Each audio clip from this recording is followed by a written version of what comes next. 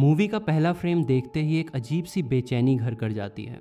दो भाई एक कब्र के पास खड़े हैं। उनकी माँ अभी अभी मरी थी, वो उसे दफना रहे थे। अब नॉर्मली ये सीन दुखद होना चाहिए, रोने धोने वाला, लेकिन यहाँ कुछ और ही है। दोनों के चेहरों पर कोई ग्रीफ नहीं था, बस एक अजीब सी खामोशी थी, एक कोल्डनेस थी जो रीढ़ में सनसनी दौड़ा दे। एक भाई का नाम था ओवेन, वो थोड़ा शांत है, बोलता है, सोचता है। दूसरा था ऑसवाल्ड, बहुत कम बोलने वाला, लेकिन जब भी कोई हरकत करता तो वो हरकत किसी को भी दहला देती थी। यानी ओवन इस फैमिली का दिमाग है और ऑसवाल्ड उसके हाथ पांव। माँ की कब्र के सामने खड़े होकर दोनों कुछ देर रुके, शायद याद कर रहे थे। और तभी दूर से एक कार की आवाज आई। रोड पर एक कार चलते चलते अचानक रुक गई। अंदर बैठे थे एक कपल। लड़की का नाम था सेलेस्ट, उसका बॉयफ्रेंड था Steven. Car middle of nowhere में खराब हो गई थी, किसी आइसोलेटेड रोड पर जहां दूर दूर तक कोई नजर नहीं आता। स्टीवन बाहर निकला, बॉनेट उठाया, चेक करने की कोशिश की। सेलेस्ट अंदर बैठी थी, थोड़ी नर्वस, थोड़ी इम्पेशेंट।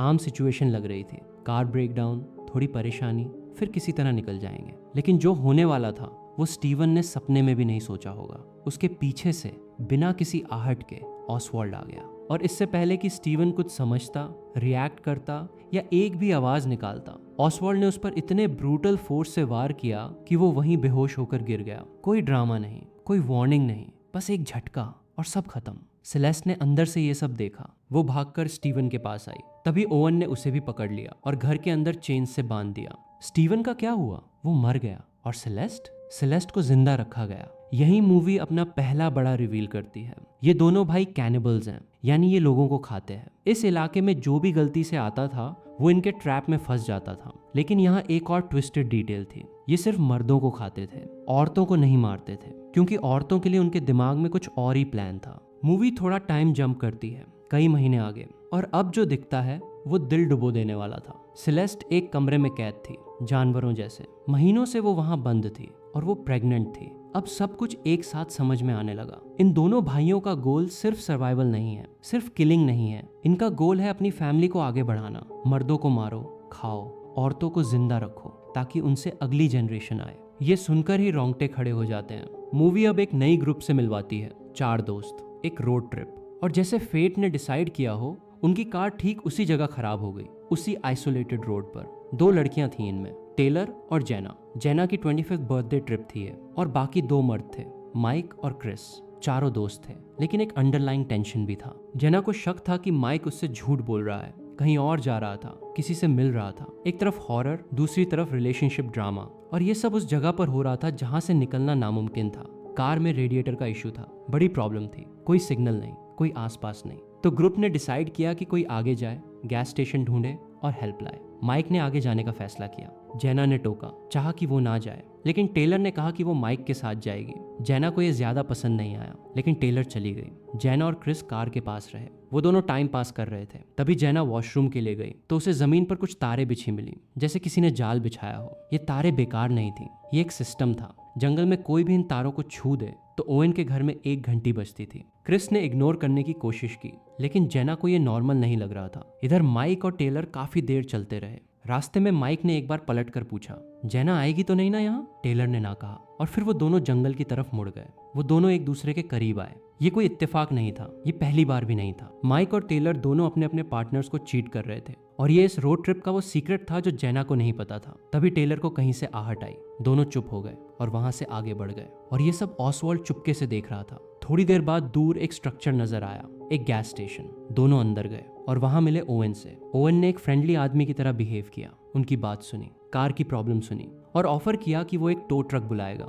ओवेन ने टो ट्रक को कॉल किया, विलर्ड नाम के किसी को। और फिर कैजुअली ओवेन जब उनकी तरफ देखता था तो उसकी आंखों में जो था वो रिलीफ नहीं था, कैलकुलेशन था असेसमेंट का, जैसे एक बुचर किसी जानवर को देख रहा हो, ये सोचते हुए कि कहां से काटना होगा। उधर कार के पास जेना और क्रिस थे, वो वेट कर रहे थे। दोनों को सडनली फील हुआ कि कोई उन्हें देख रहा है, ट्रीज के बीच से उनकी तस्वीर खींच रहा है। और वो कोई स्ट्रेंजर नहीं था, वो था ऑसवाल्ड। जेना और क्रिस घबरा गए, वो कार वही छोड़ के वहां से निकल गए। दूसरी तरफ गैस स्टेशन पर टेलर और माइक अभी भी टो ट्रक का इंतजार कर रहे थे। काफी टाइम बीत चुका था। टेलर ने डिसाइड किया कि वो वापस कार की तरफ जाएगी। माइक को वहीं रहने को कहा। माइक अकेला रह गया। कुछ देर बाद ओवन ने माइक से हेल्प मांगी और पीछे से उसे बेहोश कर दिया। उधर रोड पर टेलर को कुछ अजीब फील हो रहा था। वो वापस गैस स्टेशन की तरफ मुड़ी। अंदर आकर ओवन से पूछा कि माइक कहाँ है। ओवन ने बड़े आराम से जवाब दिया, वॉशरूम में। टेलर ने जाकर चेक किया, वहां कोई नहीं था। अब उसे शक हो गया। उसने पास पड़ा एक हथियार उठाया, बाहर की तरफ बढ़ी, लेकिन ओवन पहले से तैयार था। उसने टेलर पर भी अटैक कर दिया। टेलर भी बेहोश होकर गिर गई। माइक पहले से बेहोश था। दोनों अब ओवन के कंट्रोल में थे। कुछ देर बाद जब माइक की आंख खुली तो उसने खुद को एक बंद जगह पाया। ओवन वहां था। उसने माइक की वॉलेट निकाली। अंदर एक फोटो था और उस फोटो में माइक के साथ एक लड़की थी जो जेना थी। ओवन ने कहा, तुम अपनी गर्लफ्रेंड को धोखा दे रहे हो। माइक के पास कोई जवाब नहीं था। ओवन ने कहा, यही तुम्हारी सजा है। ये सीन बहुत कुछ कहता है। ओवन कोई माइंडलेस किलर नहीं है। उसके अपने कोड्स है, एक ट्विस्टेड मॉरल फ्रेमवर्क। वो जज करता था और फिर सजा देता था। उधर जेना और क्रिस अभी भी उस एरिया में थे। किसी सेफ जगह की तलाश में चलते हुए उन्हें रास्ते में एक फोटो मिली और ये फोटो देखकर जेना की दुनिया हिल गई। वो फोटो टेलर और माइक की थी, लेकिन सिर्फ दोस्तों की फोटो नहीं। वो दोनों उसमें बेहद क्लोज थे। जेना को शक था, लेकिन देखना एक अलग बात थी। क्रिस रो पड़ा। जेना ने उसे संभालने की कोशिश की और तभी ऑसवाल्ड सामने आ गया। उसके चेहरे पर जो एक्सप्रेशन था वो कम्प्लीटली अनहिंज्ड था। वो किसी नॉर्मल इंसान जैसा नहीं दिख रहा था। जितना तेज हो सका जेना दौड़ी और वो बच गई। क्रिस इतना लकी नहीं था। ऑसवाल्ड ने क्रिस को पकड़ा और जो उसने किया वो बेहद क्रूअल था। उसने क्रिस की दोनों टांगें काट दी ताकि वो भाग ना सके, ताकि कहीं जा ना सके। ऑसवाल्ड ने जेना का पीछा किया, लेकिन वो एक बड़े पेड़ के पीछे छुप गई। ऑसवाल्ड को वो नहीं मिली तो वो वापस आया और एक पत्थर से क्रिस को मारकर बेहोश कर दिया। जेना दौड़ते दौड़ते आगे बढ़ती रही। दूर एक घर नजर आया, लेकिन उससे पहले रास्ते में एक कार आई। जेना ने हाथ हिलाया। कार रुकी और बाहर आया ओवन। वो टेलर को अपने घर ले जा रहा था। जेना ने रोते कांपते हुए उसे सब कुछ बताया। उसके दोस्त कहाँ थे, क्या हुआ था, उसे पुलिस की जरूरत थी। ओवन ने ध्यान से सुना, सिंपैथी दिखाई और बोला कि पास ही उसका घर है, वहां से पुलिस को कॉल कर सकती हो। जेना के पास ऑप्शन नहीं था। वो कार में बैठ गई। वो घर गए। यहाँ आते ही जेना ने पुलिस को कॉल लगाई, पर कॉल नहीं लग रही थी। लेकिन उस घर की दीवार देखकर उसका दिल डूब गया। डजन्स ऑफ फोटोज लगी थी, अलग अलग लोगों की। ये सब उन लोगों की फोटोज थी जो पहले यहाँ आए और जो कभी नहीं लौटे। तभी ओवन ने उसे गन पॉइंट पे लिया और जबरदस्ती उसे कार के पास ले जाकर टेलर को उठाने को कहा। जेना ने करने से इनकार किया तो ओवन उसे मारने की धमकी देने लगा। जेना डर से मान गई और टेलर को घसीटकर घर के अंदर ले गई। ओवन ने टेलर और जेना को एक ही जगह बांध दिया। ओवन उन दोनों के सामने आकर बैठा। उसने बताया कि वो खुद इंसानी मांस नहीं खाते, लेकिन उनका एक भाई है जो खाता है, जो और कुछ चाहता ही नहीं। और उस भाई को भी बहुत भूख लगी थी। मतलब जो एक कमरे में बंद है वो इनका भाई है। ओवन ने उन दोनों को साफ बताया, ये दोनों जिंदा रहेंगी। इनका काम था उनके वंश को आगे बढ़ाना। जब तक वो ये काम करती रहें उन्हें कुछ नहीं होगा। तभी उस बंद कमरे से एक जोरदार आवाज आई। वो भाई अंदर से चिल्ला रहा था और फिर ऑसवाल्ड क्रिस को लेकर आया, जिसे रास्ते में छोड़ा था। ऑसवाल्ड ने उनकी आंखों के सामने क्रिस की गर्दन मरोड़ दी, इतनी कैजुअली जैसे कुछ हुआ ही नहीं। टेलर और जेना डर गईं। ओवन और ऑसवाल्ड चाहते थे कि ये लड़कियां एक बात समझ जाएं, भागने की कोशिश मत करना, क्योंकि अगर करोगी तो यही होगा। ओवन गैस स्टेशन की तरफ निकल गया और ऑसवाल्ड पीछे रहा। वो अपने काम में बिजी हो गया और यही वो मोमेंट था। टेलर और जेना के पास एक चांस आया। दोनों ने चुपचाप एक दूसरे की हेल्प की, चेन्स पर जोर लगाया और वो चेन्स टूट गईं। लेकिन सबसे बड़ा सवाल यही था, जाए कहाँ? वो कंप्लीटली डिसओरिएंटेड थी। घर कहाँ है, आसपास क्या है, कोई रास्ता नहीं पता। फिर भी निकली उस डायरेक्शन में जहाँ उनकी कार थी, जो जगह थोड़ी फेमिलियर लगती थी। थोड़ी देर बाद एक टो ट्रक आई, वही जिसे ओवन ने कॉल किया था। ड्राइवर एक बुजुर्ग आदमी था। टेलर और जेना ने उसे सब कुछ बताया। वो बुजुर्ग सुनता रहा, सिंपैथेटिक दिखता था, अग्री किया कि वो उन्हें यहाँ से निकालेगा। आप भी यही सोचते हो? चलो, कोई तो आया, अब ये बच जाएंगी। लेकिन विलर्ड उन दोनों कैनिबल ब्रदर्स का अंकल है। वो शुरू से ही इस पूरे ऑपरेशन का हिस्सा था। वो एक डिलिबरेट पार्ट था इस सिस्टम का, जो ओवन के ट्रैप में फंसे लोगों को वापस उस घर पहुंचाता था। विलर्ड ने ट्रक एक अजीब सी जगह रोकी और वहां टेलर और जेना ने देखा डजन्स ऑफ अबैंडन्ड कार्स, अलग अलग टाइप्स की, सब खड़ी थी, धूल जमी हुई, जैसे बरसों से वहां हो। ये सब उन्हीं लोगों की कार्स थीं जो यहाँ आए और कभी नहीं लौटे। और फिर विलर्ड ने गन निकाली, उन दोनों को उस घर की तरफ ले जाने लगा। रास्ते में अचानक ऑसवाल्ड सामने आ गया और जो उसने किया वो उनके अपने रूल्स के खिलाफ था। ऑसवाल्ड ने टेलर पर अटैक कर दिया, बेहद ब्रूटली। टेलर वहीं मारी गई। ये शॉकिंग था, इसलिए नहीं कि कोई मरा, बल्कि इसलिए कि ऑसवाल्ड ने एक रूल तोड़ा था। इन लोगों का रूल था कि औरतों को नहीं मारना। ओवन इस रूल को सीरियसली लेता था, लेकिन ऑसवाल्ड अब किसी की नहीं सुन रहा। वो कंप्लीटली आउट ऑफ कंट्रोल था। विलर्ड ने ऑसवाल्ड को समझाने की कोशिश की, रूल्स की बात की, पर ऑसवाल्ड ने कुछ नहीं सुना। जेना को एक कमरे में बंद किया गया और उसी कमरे में थी सेलेस्ट। जेना ने जब सेलेस्ट को देखा तो उसे अपना फ्यूचर नजर आया। सेलेस्ट महीनों से वहां बंद थी, उसका हाल बेहद बुरा था। वो प्रेग्नेंट थी और सबसे डिस्टर्बिंग डिटेल, उसकी जुबान काट दी गई थी। वो बोल नहीं सकती, हेल्प नहीं मांग सकती। ओवन ने ये इसलिए किया था ताकि वो कभी शोर न मचा सके। जेना का दिल टूट गया सेलेस्ट को देखकर और उसने समझ लिया अगर अभी नहीं भागी तो उसका हश्र भी यही होगा। जेना की पॉकेट में एक ब्लेड थी जो उसने पहले चालाकी से छुपाई थी। उसने सेलेस्ट को फ्री किया, ब्लेड उसके हाथ में दे दी। सेलेस्ट के हाथ में अब फ्रीडम थी, लेकिन सेलेस्ट के लिए फ्रीडम का मतलब बदल चुका था। वो इतना सफर कर चुकी थी, इतने महीने, इतना टॉर्चर, उसके लिए अब लाइफ में वापस जाना नामुमकिन था। सेलेस्ट ने पहले वो डिसीजन लिया जो एक माँ नहीं लेना चाहती, लेकिन इस सिचुएशन में उसे यही सही लगा। उसने उस बच्चे को जो अभी उसके पेट में था इस दुनिया में नहीं आने दिया और फिर उसने वो ब्लेड खुद की तरफ मोड़ ली और इस दुनिया से खुद को फ्री कर लिया। ये सीन देखकर रोना आ सकता है। ये सिंपल हॉरर नहीं था, ये एक डीप ट्रेजेडी थी। सेलेस्ट का कैरेक्टर इतने कम स्क्रीन टाइम में इतना हैवी बर्डन कैरी करता है और उसका एंड वो सेटल होने नहीं देता। आवाज सुन ऑसवाल्ड कमरे में आया, सेलेस्ट की बॉडी देखी। एक मोमेंट के लिए, सिर्फ एक मोमेंट, ऑसवाल्ड एक ह्यूमन दिखा। जो हुआ वो उसने नहीं चाहा था। सेलेस्ट के जाने से वो जेन्युइनली शेकन था। ओवन भी पहुंचा। विलर्ड पहले ही उसे सब बता चुका था कि भाई ने एक औरत को मार दिया। ओवन ने ऑसवाल्ड से कन्फ्रंट किया। दोनों के बीच टेंशन थी। ओवन देख सकता था कि ऑसवाल्ड अब पहले जैसा नहीं रहा। वो अब किसी के कंट्रोल में नहीं है। वो अब ओवन की भी नहीं सुन रहा था और यहाँ ओवन को डर महसूस हुआ अपने ही भाई से कि कहीं ऑसवाल्ड उसे ही न मार दे। तो ओवन ने चालाकी की, अपोलोजाइज किया, ऑसवाल्ड को काम किया, उसे बाहर भेज दिया। जैसे ही ऑसवाल्ड गया, ओवन सेलेस्ट की बॉडी की तरफ बढ़ा और जो उसने किया वो बिल्कुल भी ह्यूमन नहीं था। वो उसे काटने वाला था अपने भाई को खिलाने के लिए। यही वो कैओस का मोमेंट था जिसका जेना को इंतजार था।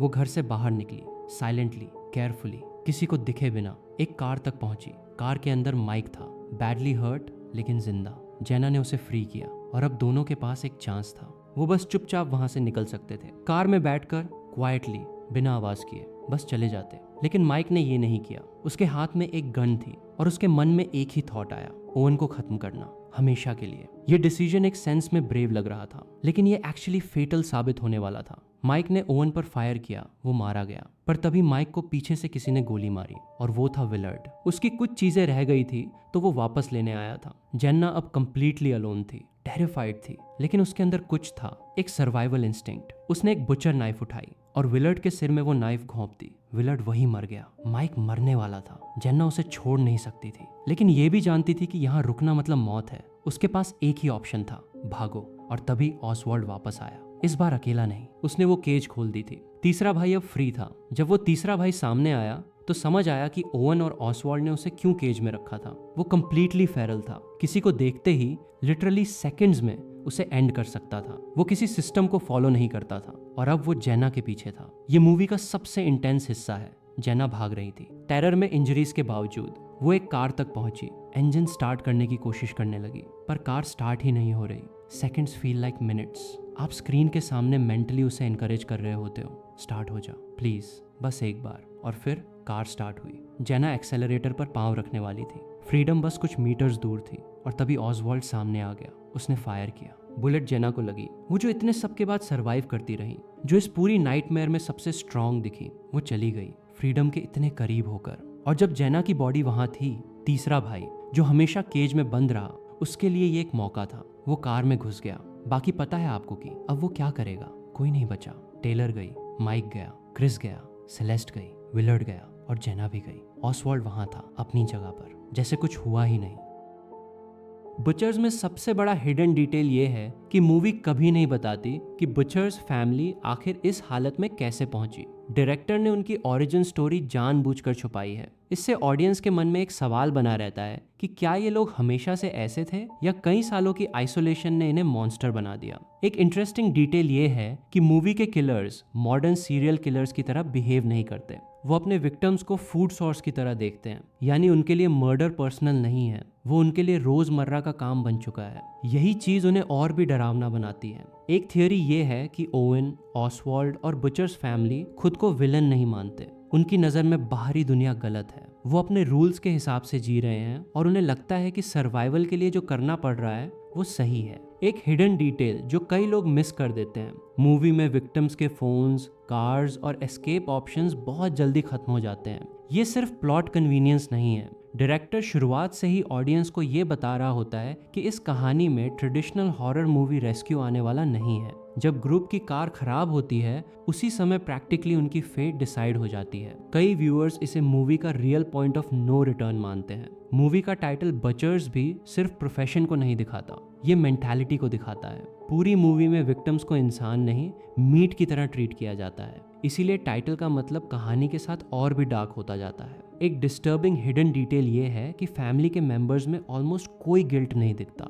हॉरर मूवीज में विलन्स अक्सर गुस्से, रिवेंज या ट्रॉमा से मोटिवेट होते हैं, लेकिन यहाँ कई सीन्स में किलर्स बिल्कुल काम दिखाई देते हैं। यही कोल्ड बिहेवियर मूवी को ज्यादा अनकंफर्टेबल बनाता है। एंडिंग को लेकर एक पॉपुलर थ्योरी ये है कि अगर उस एरिया में इतने लंबे समय से लोग गायब हो रहे थे तो संभव है कि आसपास के कुछ लोग सच जानते हो लेकिन इग्नोर करते हो। मूवी इसे कंफर्म नहीं करती, लेकिन आइसोलेशन और रिमोट सेटिंग इस थ्योरी को सपोर्ट करती है। सबसे इंटरेस्टिंग बात यह है कि बुचर्स का असली हॉरर गोर नहीं है। असल डर इस बात से आता है कि कैरेक्टर्स गलत जगह गलत समय पर पहुंच जाते हैं और उसके बाद उनकी जिंदगी पूरी तरह दूसरों के कंट्रोल में चली जाती है। यही हेल्पलेसनेस पूरी मूवी का सबसे स्कैरी एलिमेंट है।